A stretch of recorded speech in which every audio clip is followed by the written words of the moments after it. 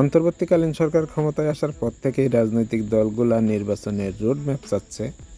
অনেকেই বলতেছেন যে নির্বাচনের রোডম্যাপ নিয়ে এই সরকার একটু কালক্ষেপণ করতেছেন।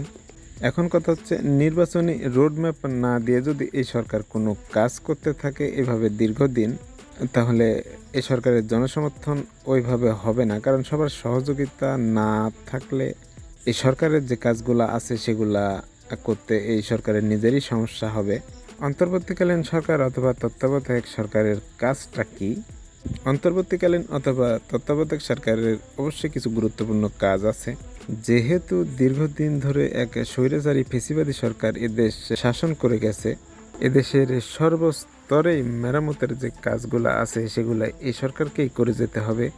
কারণ একটা সুষ্ঠু নির্বাচনের মধ্য দিয়ে এদেশের ক্ষমতা এদেশের জনগণের প্রতিনিধিদের কাছে হস্তান্তর করতে হবে। যেহেতু এই দেশ সর্বস্তরেই মেরামত করার প্রয়োজন, তাই কত সময় লাগবে সেই সময়টা যদি নির্ধারণ করা না যায় তাহলে অনেক ধরনের সমস্যা হতে পারে। যেমন রাজনৈতিক যে দলগুলা বর্তমানে আছে, যারা পরবর্তীতে নির্বাচন করবে বা নির্বাচনে লড়বে, এদেশ যারা শাসন করবে, তাদের মধ্যে মতানৈক্য সৃষ্টি হতে পারে।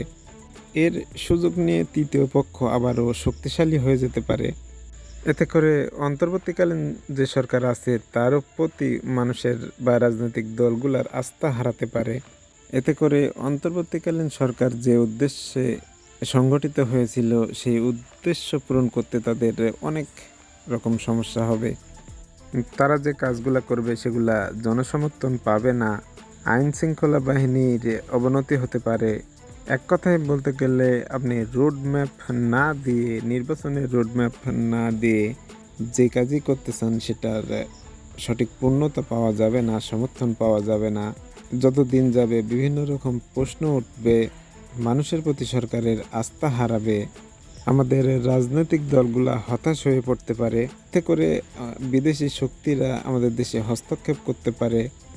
আরও হাজারটা সমস্যা মাথার উপর চেপে বসবে। তাই অনেক বিশেষজ্ঞেরই মত যে নির্বাচনের রোডম্যাপ দিয়ে এই সরকার যদি কাজ করে তাহলে সরকারের জন্য যেমন ভালো হবে, তেমনি বাংলাদেশের নির্বাচনী দলগুলোর জন্য সেটা বেটার হবে। তারা একটা লক্ষ্য স্থির করতে পারবে।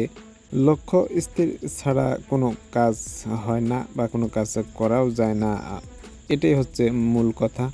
অন্তর্বর্তীকালীন সরকারকে অবশ্যই ভাবতে হবে যে আমরা কতদিন এখানে থাকব, আমরা কি কি কাজ করব, আমাদের কাজগুলো সম্পন্ন করতে কতদিন লাগবে, সমস্ত সময়গুলা তারা নির্ধারণ করে একটা ঘোষণা দেবে যে আমাদের এতদিন সময় লাগবে, 6 মাস কি 1 বছর। যেহেতু স্বৈরাচারী হাসিনা সরকার বাংলাদেশের যে অবস্থা করে গেছে, এই দেশটাকে ঠিকঠাক মতো করতে একটু সময় বেশি লাগবে, কিন্তু সেই বেশিটাও হতে হবে নিয়মতান্ত্রিকের মধ্যে।